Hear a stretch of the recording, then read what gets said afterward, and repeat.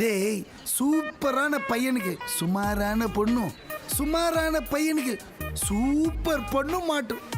இதுதான்டா காலங்காலமா கல்யாணம்ன்ற பேர்ல இந்த பெருசுங்க செய்யற பிகஸ்ட் மிஸ்டேக். அதோட மிச்ச பேலன்ஸ் தான் இப்ப பாத்திய பைக்ல குய்யா. சந்துரு இந்தா ஜூஸ் குடி. உன் கையால பாய்சனே கொடுத்தாலும் குடிப்பே செல்லம். நாட்டி. கோ இன்சைட் செல்ல குட்டிமா. பார்த்தல வைஃப் லவ் பண்ணி கொத்துனது எப்படி இருக்குது காம்பினேஷன். கோல்டு ஃபிஷ் கூட குறவ மீனை விட்டா மாதிரியே இருக்குது.